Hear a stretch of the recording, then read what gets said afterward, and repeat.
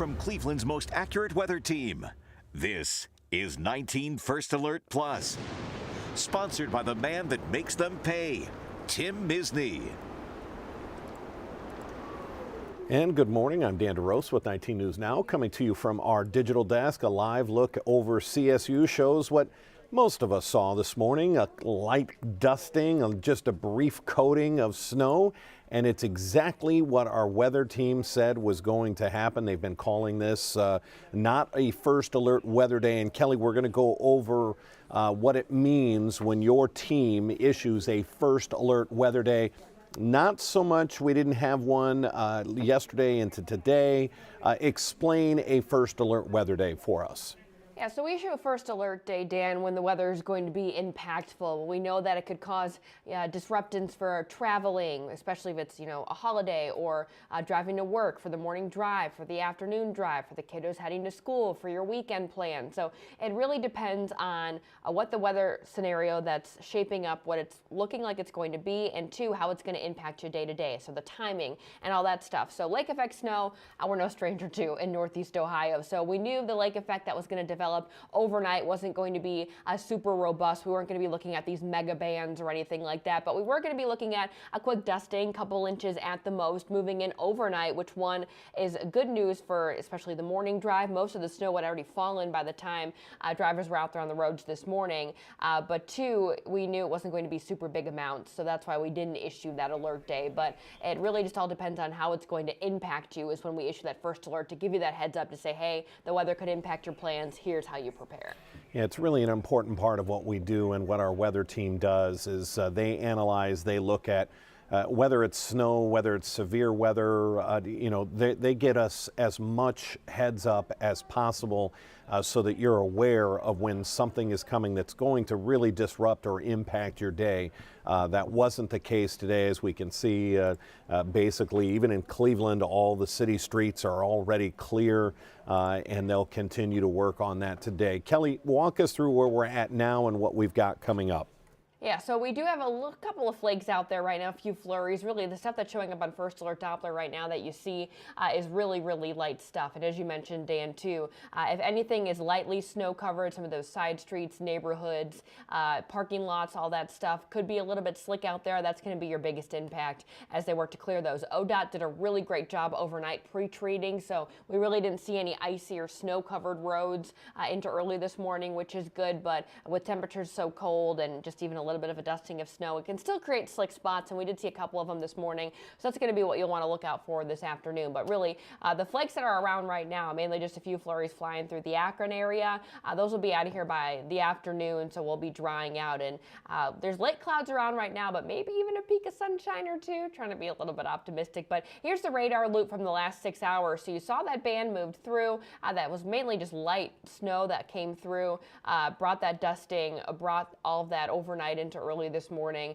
and now it's just continuing to clear out as we kind of break that Lake Erie connection. So overall, snow's not going to be a big threat for us today, but boy, is it cold outside. We got that change in wind direction, so that cold north wind, that Arctic air that's moved in, it feels like it's in the teens in Sandusky and Akron, and temperatures really won't get above freezing, and they'll feel even colder than that because of that wind out there. So that'll be the bigger story today. It's the coldest day that we have on the 7-day, and then heading into the weekend, that's kind of the next big thing we'll transition to here. But want to walk you through future view here just to show you what's on tap for the rest of the day before we get to that weekend forecast. So this afternoon, this is 1 o'clock, that timestamp on the left-hand side of your screen here. Future view is being really optimistic with the cloud clearing out the clouds. I do think will be mostly cloudy, but I can't rule out a few of those peaks of sunshine. And then as we head into tomorrow, we'll have a better opportunity to see a few peaks of sun. We'll have clouds around early in the morning. Temperatures will be a little bit warmer, back into the mid-30s,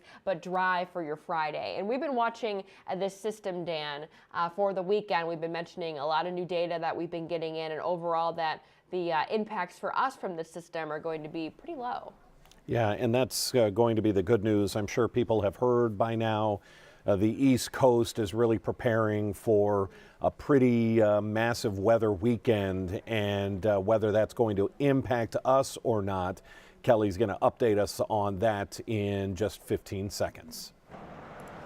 I've represented families just like yours for over 4 decades. Listen, if you need me, call me. You know I'll be there for you, and I'll make them pay. In the meantime, I'll keep an eye out for you. So it's not uncommon that we see these big weather headlines when anything happens on the East Coast. Kelly's going to walk us through what's going to happen there and what our impact is. Yeah, so we're going to already track the system here now, Dan. We've got this area of low pressure that's brewing way out to the west, and this is what's going to track up the coast here. But until then, things are fairly quiet here. But this really, with the El Nino patterns that we see set up typically, we're kind of seeing a typical El Nino setup here with the storm system really staying south of our area. So yes, we'll get some colder air moving in. Yes, we'll get some light snow, but a majority of the heavier snow and the yuckier weather is going to stay to our north and our east. So think of areas like Boston getting some of the heaviest snow that they've seen so far this season in a while. But for us, this is Saturday morning, like 11 a.m. We've got some light snow, morning flurries around, and then as we head through your Sunday, same deal, just some light snow around through the day. So overall, pretty low impact stuff versus what the northeast coast is going to be dealing with.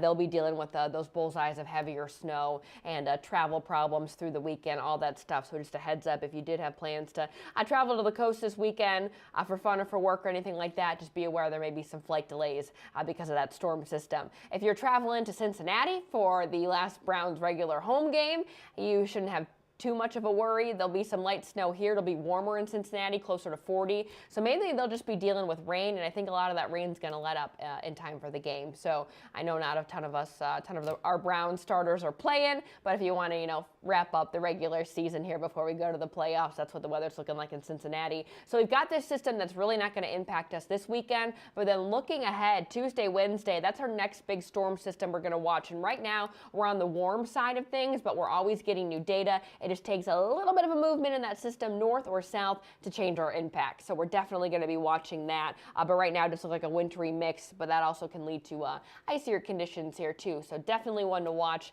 giving you that first alert for Tuesday, Wednesday next week for that next storm system. Yeah, kind of a first alert, a heads up at least. Watch out for Tuesday, Wednesday. Let's get a little bit closer. Let's let our weather team get some more of that data that comes in daily, and we'll have a better idea. 19 First Alert meteorologist Kelly Dobeck, thanks for checking in. We appreciate it. Thanks, Dan. All right, take care. Again, just a little bit of dusting today, nothing that we can't handle. Well, we're from Northeast Ohio. The temperatures, a little cold. Bundle up while you're out there today. If we have any other breaking news, it'll be right here on our digital platforms. Otherwise, look for our 11 o'clock news coming up in an hour and 10 minutes on CW43, then our noon news on Channel 19. Until then, I'm Dan DeRose with 19 News. Have a great afternoon. 19 News is everywhere.